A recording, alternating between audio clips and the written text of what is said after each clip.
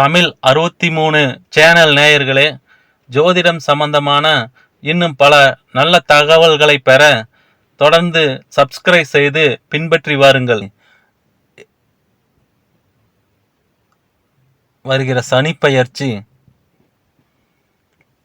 மேச ராசிக்கு என்ன செய்யும் என்பதை இந்த பதிவில் நாம் முழுசா பார்க்கலாம்.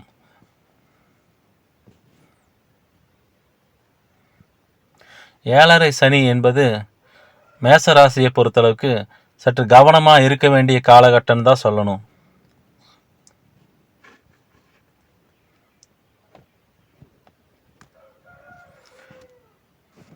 மேச ராசிக்கு ஏழரை சனியை பொறுத்தளவுக்கு 3 விதமாக பிரிக்கலாம்.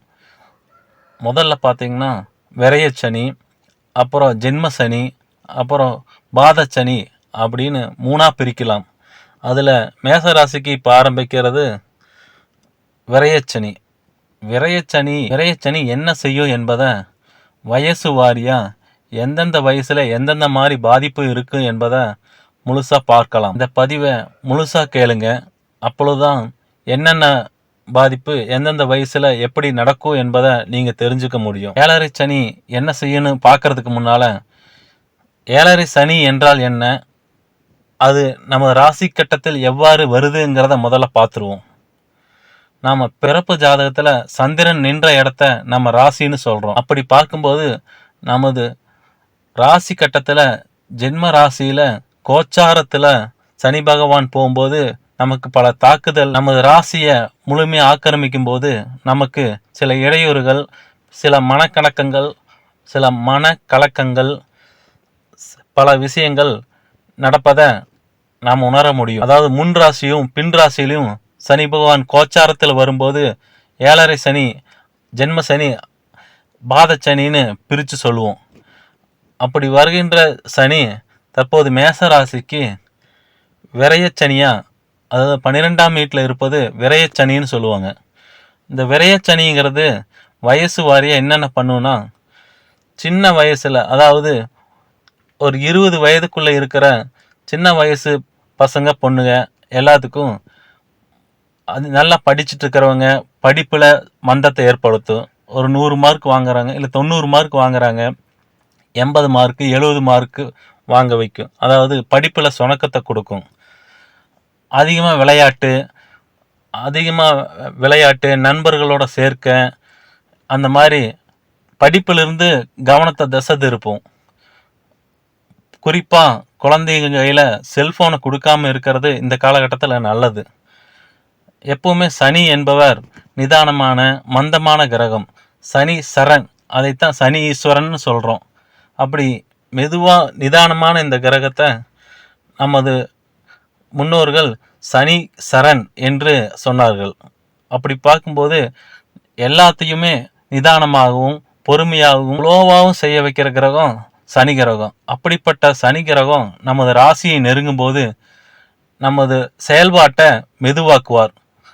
அதன்படி படிப்பு, சின்ன வயசில் படிப்பு சம்மந்தப்பட்ட விளையாட்டு சம்மந்தப்பட்ட எல்லாத்துலையும் நமக்கு எது வேணுமோ அதை செய்ய விடாமல் அதில் தடங்களை ஏற்படுத்தி கொண்டே வருவார். குறிப்பாக சின்ன வயசு பசங்க சொன்னபடி கேட்காம விளையாடிட்டு பொழுதுபோக்கில் அதிகமாக கவனத்தை திசை திருப்பிட்டு டிவி பார்த்துட்டு, ஏன் சுறுசுறுப்பு இல்லாமல் தூங்கிட்டு கூட தன்னோட படிப்பு மேலே கவனத்தை கம்மி பண்ணிக்குவாங்க. இது போன்ற காலகட்டங்களில் செல்ஃபோன் கொடுக்காம, விளையாட்டு மேலே அதிக ஆர்வத்துக்கு செலுத்தாமல் படிப்பில் அதிகமாக ஆர்வம் செலுத்துகிற மாதிரி பெற்றோர்கள் கவனமாக நடந்துக்கணும். அதன் பிறகு பார்த்திங்கன்னா 10 பருவத்தில் வர்ற ஏழரை சனி ஒரு கசப்பான நல்ல கசப்பான அனுபவங்களை கொடுக்கும். ஏனென்றால் நம் வாழ்க்கையில் முதல் அடி எடுத்து வைக்க போகிற வயசு 10 பருவ வயசு.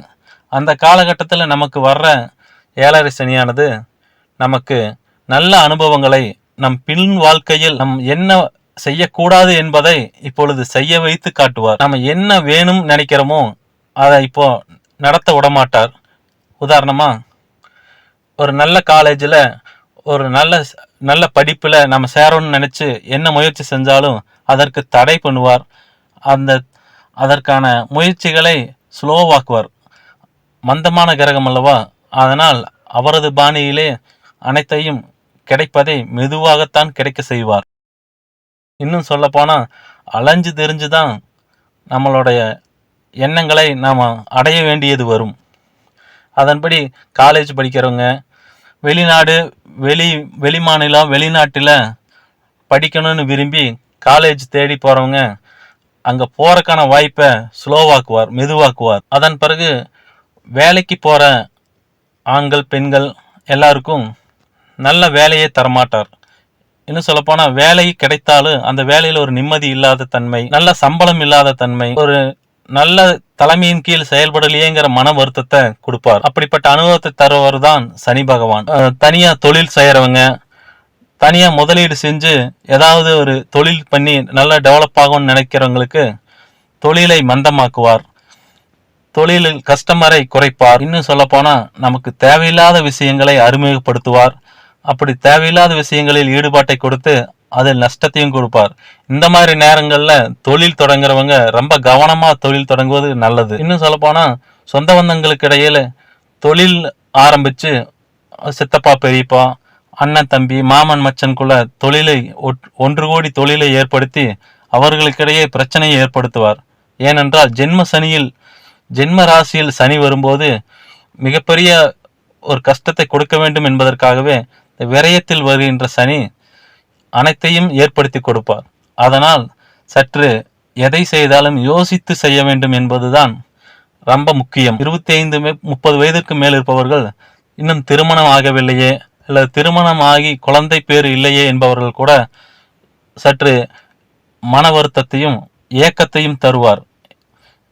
எதையுமே தாமதப்படுத்தி கொடுக்கக்கூடிய சனி பகவான் விரயத்தில் இருப்பதால் 2ஆம் வீட்டையும் 6ஆம் வீட்டையும் 9ஆம் வீட்டையும் தொடர்பு கொள்வதால் குடும்பத்திலும் வேலை விஷயங்களிலும் அப்பா வழி உறவினர்கள் விஷயத்திலையும் ரொம்ப கவனமாக இருப்பது நல்லது. விரயத்தில் வருகின்ற சனி பகவான் வெளி மாநிலம், வெளிநாடு, வெளி ஊர்களுக்கு வேலைக்கு செல்ல விரும்புவர்கள் வேலையை கிடைக்க விடாமல் சற்று தாமதப்படுத்துவார். அப்படியே வேலை வெளிநாடு வெளிமாநிலங்கள் அடைந்தாலும் கிடைத்தாலும் அந்த வேலையில் ஒரு திருப்தி இல்லாத, சம்பளம் சரியான அளவு நமது வேலைக்கேற்ற சம்பளம் கிடைக்கவில்லையே என்ற ஏக்கத்தை உருவாக்கி தருவார். விரய வீட்டில் உள்ள சனி காசு பணத்தை விரயமாக்குவார். காசு பணம் விரயமாகிறது என்றால் காசு பணம் வரப்போகிறது என்று கூட அர்த்தம்.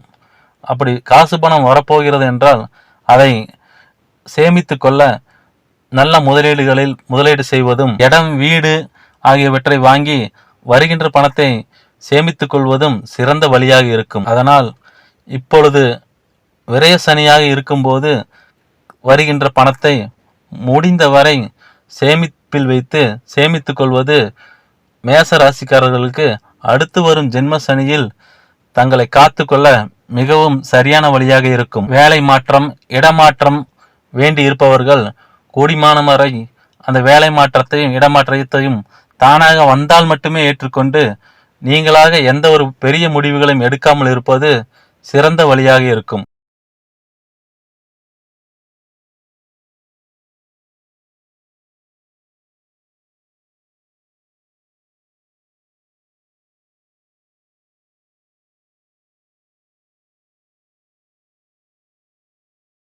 ஐம்பது 60 வயதுக்கு மேற்பட்டவர்கள் இன்னும் செட்டில் ஆகவில்லையே என்று எண்ணிக்கொண்டிருப்பவர்கள் தங்கள் சேமித்த பணத்தை ஏதாவது முதலீடு செய்து அதன் வழியாக செட்டில் ஆகலாம் என்று எண்ணிக்கொண்டிருப்பவர்கள் சற்று மிகவும் கவனமாக தனது முதலீடுகளை செய்வது மிகவும் சரியானதாக இருக்கும். முடிந்தவரை முதலீடு செய்யும் போது ஒரு முறைக்கு இருமுறை ஆராய்ந்து சற்று நல்ல தெளிவான முடிவுகளை எடுப்பது மிகவும் நல்லது. ஏனென்றால் ஜென்ம சனியில் மிகவும் மன வருத்தத்தையும் வேதனையும் கொடுக்கும் என்பதால் அதற்கு முன் வருகின்ற விரயச்சனியானது ஏதாவது ஒரு இக்கட்டில் நம்மை மாட்டிவிட வழிவகுத்து கொடுக்கும். அதனால் மிகவும் கவனமாக இருக்க வேண்டிய மேச ராசிக்காரர்கள் குலதெய்வ வழிபாட்டையும் இஷ்ட தெய்வ வழிபாட்டையும் முருகப்பெருமானையும் வணங்கி வந்தால் துன்பங்கள் குறைந்து வாழ்வில் சிறக்கலாம்.